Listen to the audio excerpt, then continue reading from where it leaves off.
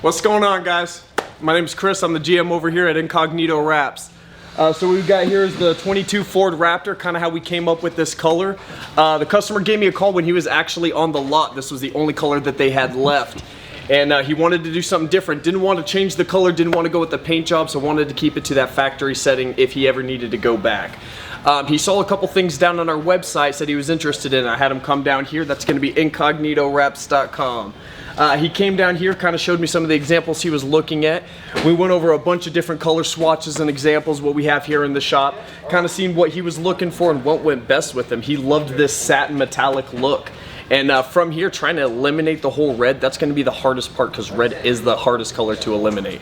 So by doing that, we had to take off all the door jambs, and that's why we're getting into these intricate pieces of the door jambs, the fender flares, behind the bed, and stuff like that. Because when you want to get rid of a color, red's going to be one of the harder ones. If you get into black or something, black and white kind of complement everything real well, but red's going to be one of those harder ones. So I'm going to have my man Earl over here explain to you guys kind of the process and everything of how they're going to do it on the job.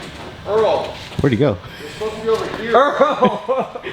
They're going to pan the camera over. Oh, I didn't know. I thought they were going to cut. This man literally... I thought they were going to cut to me. We'll get right back to that. Yeah. Hey guys, it's Earl from Incognito Wraps, and we're working on a grand spanking new Ford Raptor here today. Show them those one spanking new. Yeah, hey, tell them about the spanking part. Bring up the spanking again. They want to hear the spanking. Yeah. Grand spanking new. Spanking.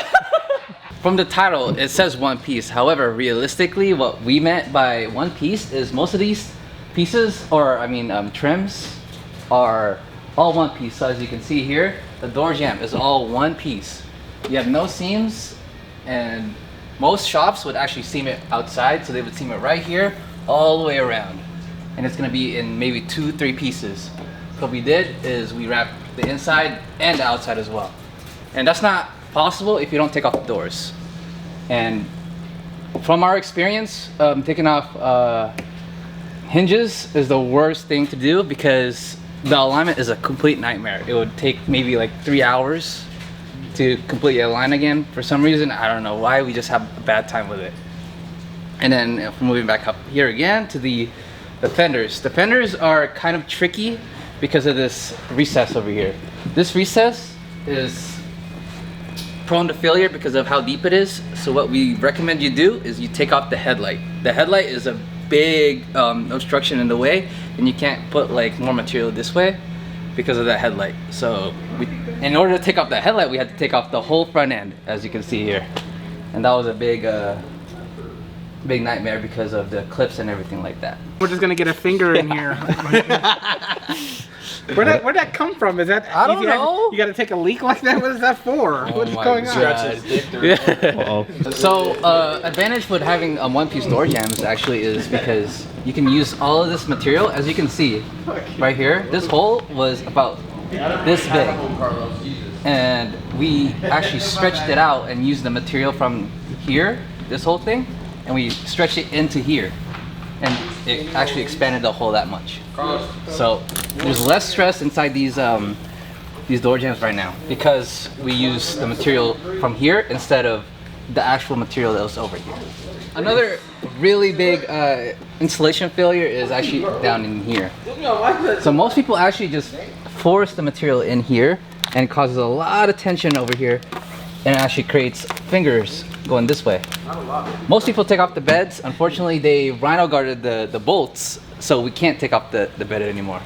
So what we actually have to do is we have a big stretch going downwards, or not really downward.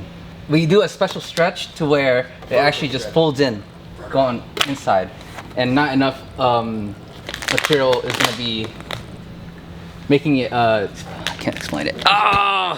Oh, why is it so hard? You got this. You shake it off. Shake it off. You got this. It's a vertical stretch, up and down, not downward. It's a vertical stretch, buddy. Hey, shut your mouth if you want to be on camera. Come over here and do it.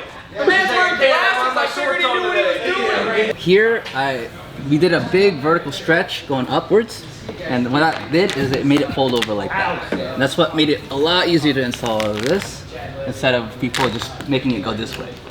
So what it did is it just folded over once we did that vertical stretch. So guys, we're moving on to the door here next. a lot of people actually have trouble with doors. There's a lot of curves and a lot of concaves on here. So what we done is we actually separated this piece and this piece because of the nightmare with the hinges. We don't want to take off the hinges because of the alignment problem like we said earlier. So what we did is we actually do one piece here, another piece on the top, and it's just one piece going all the way around. And that is a clean install and very reliable for us. As you can see over here, my boy Ryan actually wrapped it for us. That's me. There's a seam here, and there's a seam here, but everywhere else, clean, one piece, reliable. We don't use Pro Bond. That's one thing a lot of people gets us confused that we use Pro Bond. We do not use Pro Bond. The reason why we do a seam here instead of anywhere else is because this is the back of the door. So it's connected to the car on this side. So what the customer sees is all of this, and that's why we prioritize this side to be one piece, is because that's what the customer sees.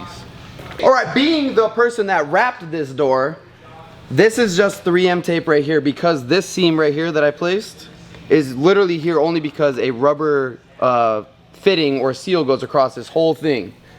So we leave the tape there.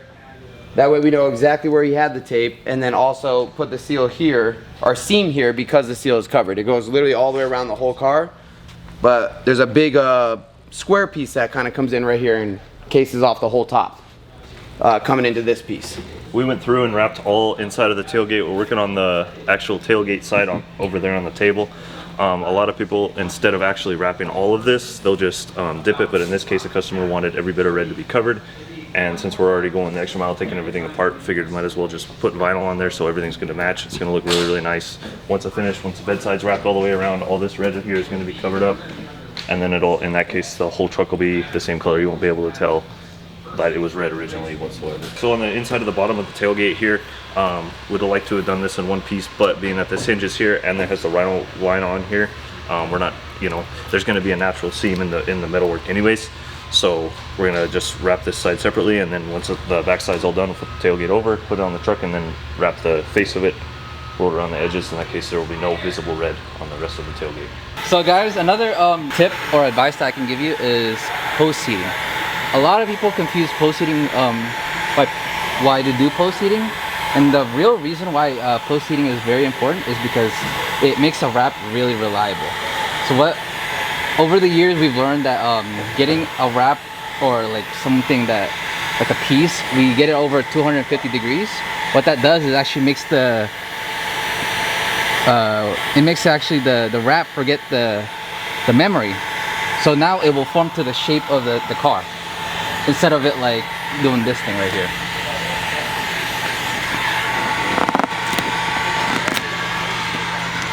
So what it does is it goes back to the memory it has, so it goes flat again. So what we do is we get it to over, say, like 250, and that makes it forget the memory that it had before, and it makes it into a shape of this car.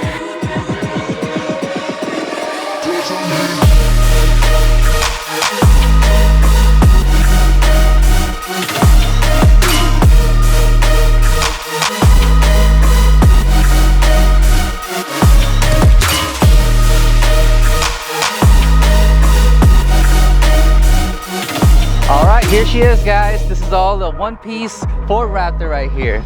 So door jambs and everything, fender flares is also wrapped in one piece. We did have to put one inlay in here, but everything else is all one piece. And then if you want to look into the door jambs as well, that's all one piece as we showed you earlier.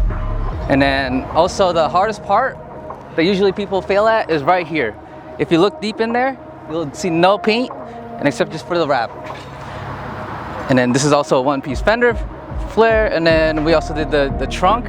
And if you look around the car, you'll see almost no paint of the original paint. That's it, guys. That's the one-piece Ford Raptor. Let us know what other cars you guys want us to do in one piece, and also let us know what difficulties you guys are having trying to do one-piece stuff.